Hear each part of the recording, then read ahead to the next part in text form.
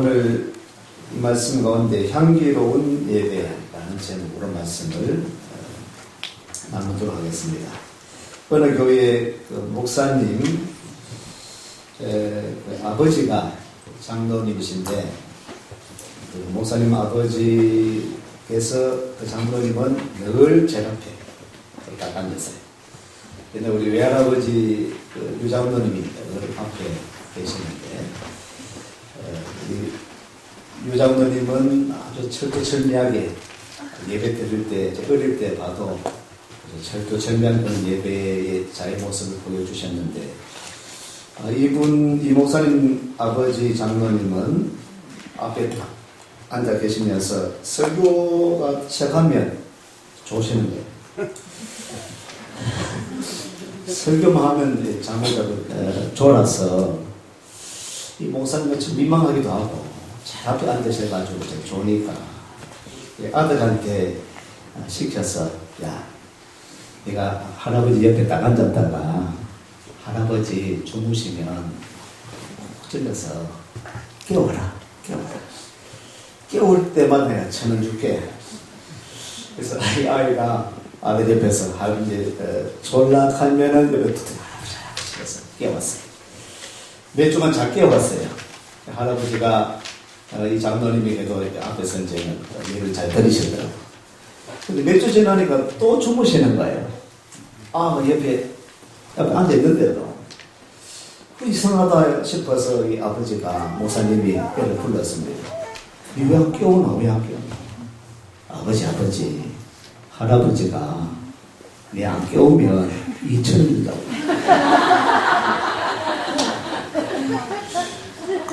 내가 2,000원 제가 드릴 테니까 좀 깨우시면서 이렇게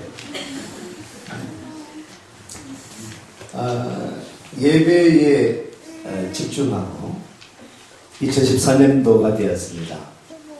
교회는 예배, 성도는 예배 중심의 삶이 되어야 됩니다. 올 한 해도 여러분 예배에 성공하는 한 해가 되시기를 축원합니다. 예배에 집중하십시오. 올 한 해 제가 시작하면서 올해는 기록을 좀 해야 되겠다. 예배 기록해야 되겠다. 그래서 집중해야 되겠다라는, 예배 때마다 말씀 들을 때마다 한 말씀이라도 좀 붙들어야 되겠다는 이런 다짐을 원래 했습니다. 목사님들이 참 예배 잘 안 될 수 있거든요. 말씀은 잘 전하지만 말씀 듣는데 소홀할 수 있습니다. 늘 말씀 가까이 하고 말씀 준비하고 말씀 전하는데 많이 주력하다 보니까 듣는데 좀 소홀할 수가 있는 것 같아요. 그래서 저도 스스로 다짐하면서 제가 말씀 좀 잘 들어야 되겠다. 그리고 말씀 집중해야 되겠다라는 이런 생각을 하면서 들을 때마다 중요한 말씀 기록도 하고 그렇게 해오고 있는데, 여러분도 나름대로 예배 좀 집중하면 좋겠는데요. 지난 금요일날 우리 교사 세미나 겸 기도회가 있었습니다.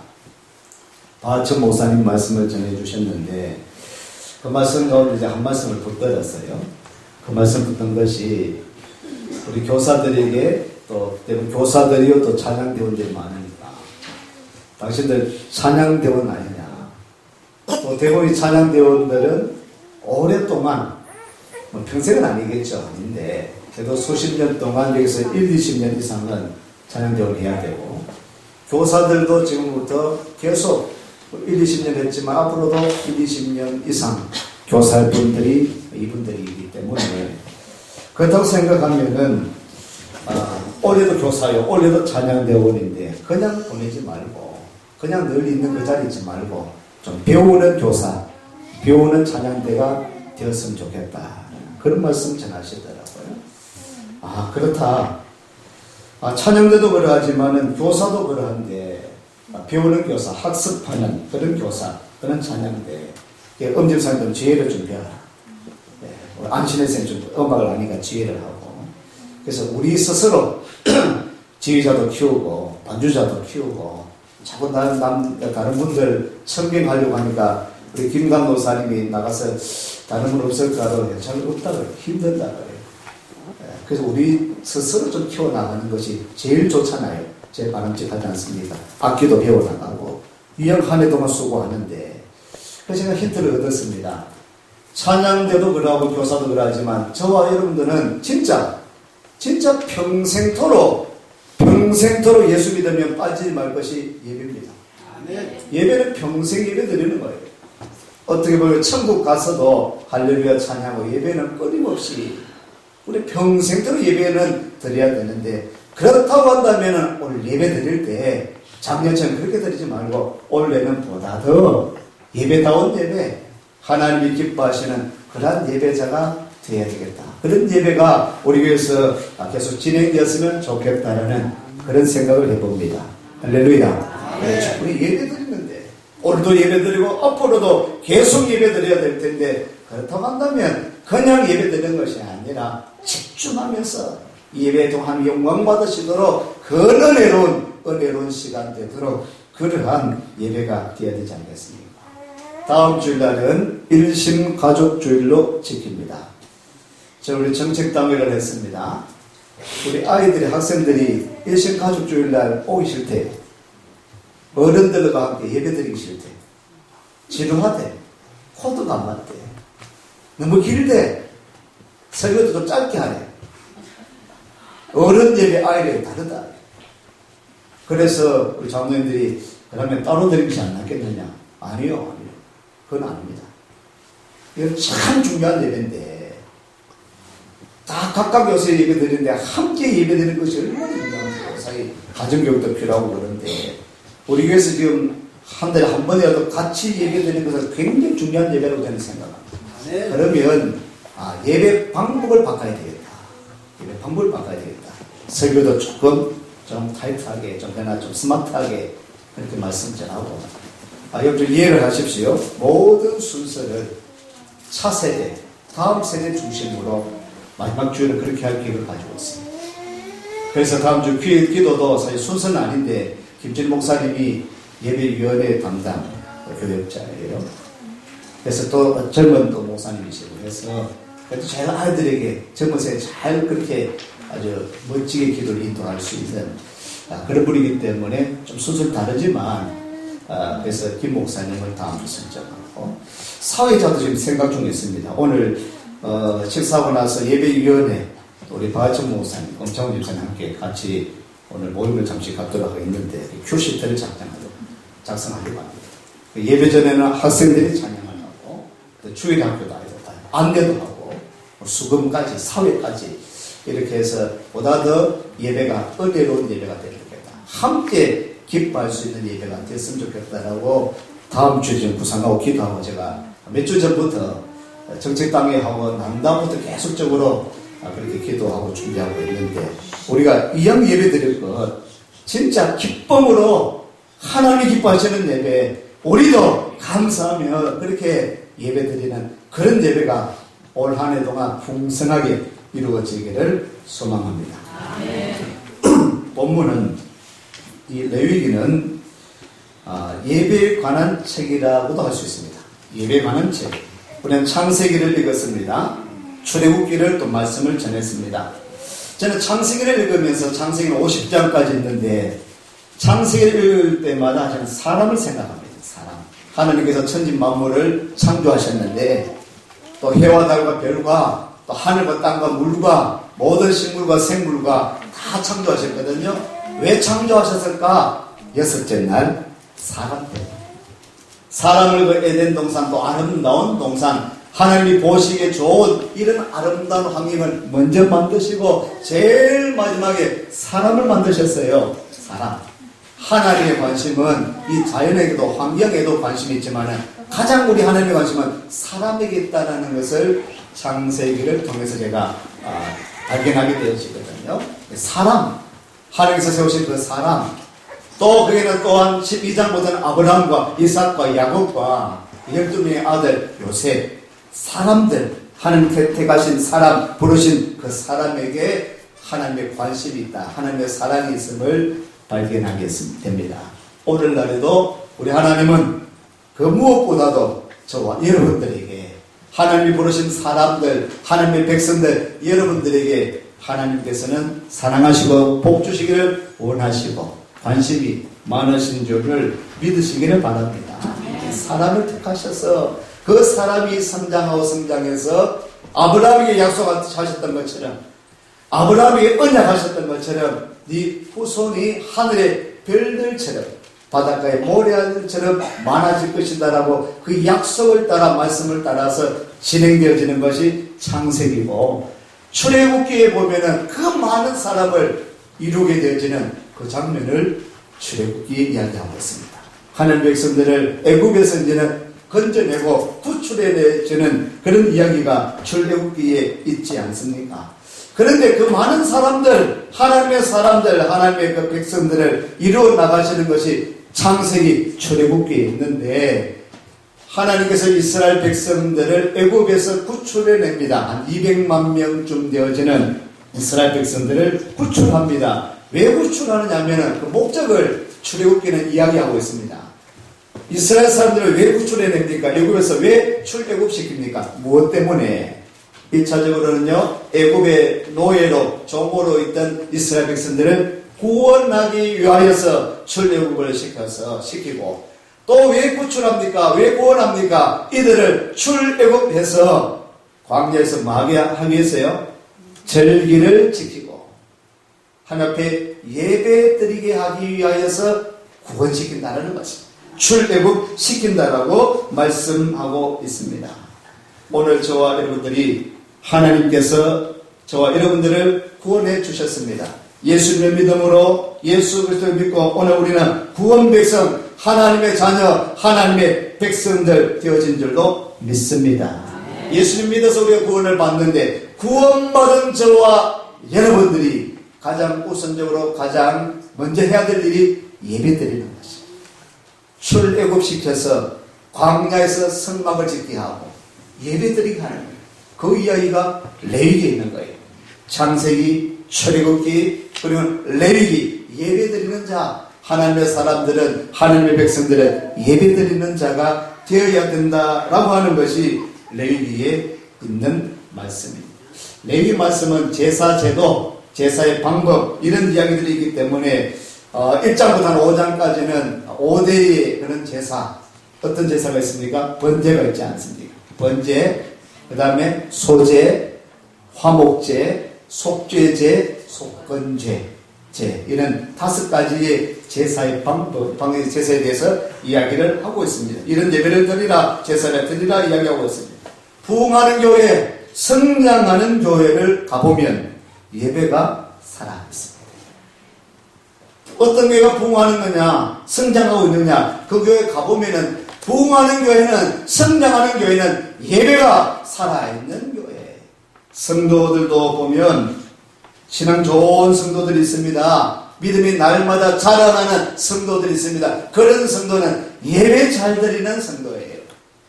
하루도 여러분, 복받는 성도, 또 믿음의 성도, 성장하고 자라나는 그런 교인 성도가 되기 위해서는 예배를 잘 드리는 자가 되면 이렇게 복이 임하게 되고 잘 성장하고 믿음으로 성장하는 귀한 우리 자녀들, 성도들 되어질 줄로 믿습니다. 레위기를 보니까 레위기는 레위 지파, 레위 사람들, 성막을 돌보고 예배 드리는데 제사 지내는 돕는 사람들이 레위 지파 사람들이거든요. 레위 사람들이거든요. 그래서 레위기를 보면 제사장들이 많이 나옵니다. 레위 지파 이야기가 레위 사람들이 생각하게 됩니다. 그런데 레위기는 제사장들, 레위 지파만의 이야기가 아니라 오늘을 살아가는 또한 그 구약의 이스라엘 백성들, 구약 성도들, 오늘 우리들을 통하여서도 말씀하고 있는 그 말씀인 것을 보게 됩니다. 1장 1절을 보시면 1장 1절에 있습니다. 여호와께서 회막에서 모세를 부르시고 그에게 일러 가라사대, 이 레위기도 하나님께서 모세에게, 이스라엘 백성들에게 말씀하시는 것이다 라는 것을 이야기하고 있고, 2절 말씀 있습니다. 이스라엘 자손에게 고하여 이르라, 너희 중에 누구든지 여호와께 예물을 드리려거든 생축 중에서 소나 양으로 예물을 드릴지니라. 아멘. 따라합니다. 누구든지. 제사장이나 레위 지파뿐 아니라 누구요? 누구든지, 이스라엘 사람 누구든지 예배 드릴 수 있다. 예배 드리는 자가 되어야 된다는 거죠. 누구든지 여호와께 예물을 드리려거든 제사를 예배를 드리려거든 말씀하고 있습니다. 이스라엘 사람들은 누구든지 하나님 앞에 제사를 예배를 드려야 된다. 하나님의 백성들은 누구든지 예배 드리는 자가 되어야 됨을 오늘 우리에게 말씀하고 있는 것입니다. 하나님의 백성들은 예배 드리는 사람, 무엇보다도 예배 드리는 사람, 매일 가장 먼저 우선적으로 예배 드리는 사람. 신약의 말씀을 보면 로마서를 한번 보시면요. 로마서 1장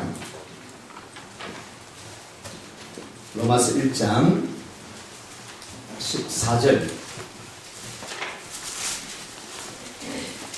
로마서 1장 14절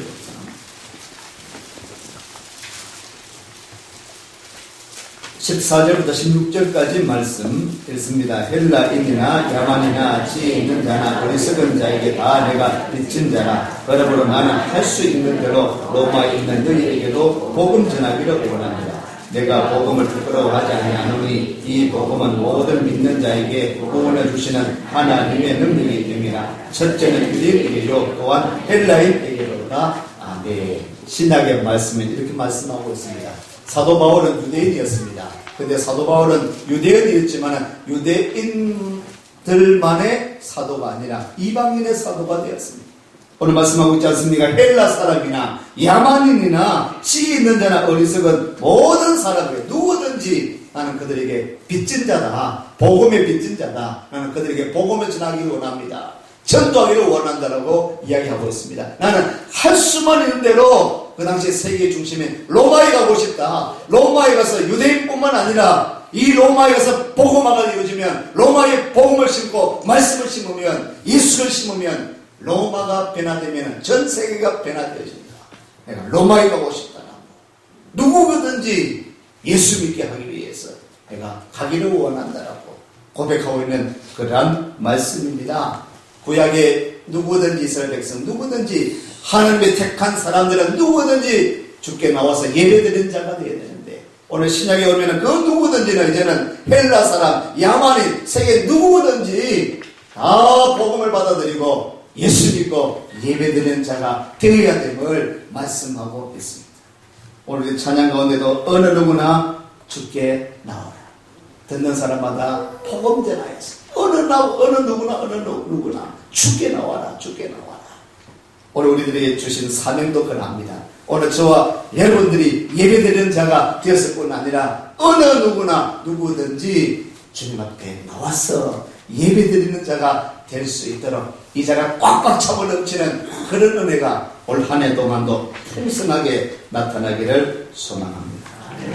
이 절 말씀 한 말씀 다시 한번 읽으면 됐습니다. 이스라엘 자손에게 고하여 이르라. 너희 중에 누구든지 여호와께 예물을 드리려거든 생축 중에서 소나 양으로 예물을 드릴지니라. 아멘. 소나 양을 가지고 나오라. 10절 말씀은 이렇게 이야기하고 있습니다. 만일 그 예물이 때에 양이나 염소의 번제이면 양이나 염소나 가져오라 라고 말씀합니다. 14절 말씀은 이렇게 이야기하고 있습니다. 만일 여호와께 드리는 예물이 새의 번제이면 산비둘기나 집비둘기 새끼로 예물을 삼을 것이요. 소나 양이나 가지고 있으면 좀 부자죠. 이런 사람도 또 그런 부자가 아니면 양이나 염소를 가져오든지 또 그것도 안 되고 가난한 쌓이면은 집비둘기 아니면 산에서 비둘기를 잡아서 오든지 그 누구나 할 수 있는 거 아닙니까? 자기 형편대로. 그러나 하나님 앞에는 이렇게 제사 드리는 제물을 가지고 예물을 가지고 나오라라고 말씀하고 있습니다. 형편에 맞게끔 하나님 앞에 나와서 예배드리라고 말씀하고 있는 것이죠. 또 달리 생각하면 소나 양이나 염소나 비둘기는 살아있는 것입니다. 가축이죠. 살아있는 것, 생명을 가지고 나오라는, 생명을 가지고 피 있는 살아있는 생명을 가지고 하나님 앞에 나오라는 것입니다. 그 가지고 생명 있는 것을 가지고 나와서 제사를 예배를 드리라. 살아있는 예배. 오늘 우리 생명, 이 목숨은 하나밖에 없어서 우리를 죽일 수는 없고 가축을 가지고 소나 양이나 염소나 비둘기를 가지고 와서 희생 제사를 드리라고 말씀하고 있습니다. 이것을 보니까 예배는 따라합니다. 예배는 내가 내가 죽는 시간이다. 할렐루야. 예배는 내가 죽는 시간. 그래서 이 생명, 내 생명은 하나밖에 없어서 죽이지 않고 그 대신에 짐승을 가축을 죽이는 것입니다. 정성껏 가져와서 형편대로 가져오는 것입니다. 내 있는 모습 그대로 가져오는 것입니다. 그건 하나님께 드리는 것입니다. 그래서 안수하면서 던져. 안수하고 오늘 사전 말씀 보면은 그가 번제물의 머리에 안수할지니 그리하면 연락되어 그를 위하여 속죄될 것이다. 내 죄를 누구의 짐승에게 전가시키는 것입니다. 하나님 앞에 죄를 지었다. 내 죄를 이 짐승이 안고 가는 것입니다. 안수를 하고 그 다음에 5절에 보니까 이를 죽입니다. 그죠? 회막문 단 사면에 그 피를 가져다가 회막문 앞 단 사면에 뿌릴 것이다. 피를 가지고 그리고 6절 말씀 있습니다. 그는 또 그 번제 희생의 가죽을 벗기고 각을 뜰 것이다. 가죽을 벗기고 각을 뜰 것이고 9절 말씀을 읽겠습니다. 그 내장과 전기면을 물로 씻을 것이요 제사장 그 전부를 단 위에 불살라 번제를 삼을지니 불살라.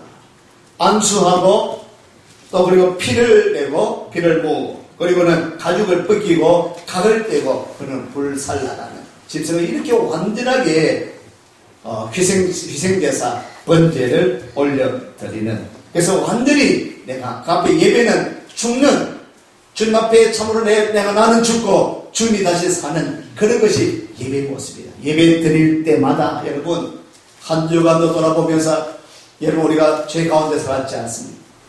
죄된 생각과 그런 행동이 있었지 않습니까? 이 시간에 나올 때마다 여러분 예배 드릴 때마다 짐승을 죽이는 것처럼 내 자아가 죽고 내 모든 죄가 주님 앞에 십자가 앞에 내놓고 죄사함을 입을 수 있는 속죄함을 입을 수 있는 그러한 예배 시간 되시기를 축복합니다. 물 사르듯이 성령의 물로 태움을 받고 새로워질 수 있는 그러한 예배 시간. 마지막 말씀을 보면 9절 말씀의 하반절에 이는 화제라 여호와께 향기로운 냄새니라. 여호와께 향기로운 냄새다. 스웨덴 식물학자 칼 존 린네라는 분이 18세기 학자인데요. 1752년도에 냄새에 대한 분류를 했습니다. 최초로 냄새, 이런 냄새가 있다. 7가지를 분류했습니다. 지금 또 그 이후에 여러 학자들이 냄새의 종류에서 분류를 했는데 그 기초를 쌓은 분이 이분입니다. 칼 존 린네인데요. 냄새 분류를 7가지를 했습니다.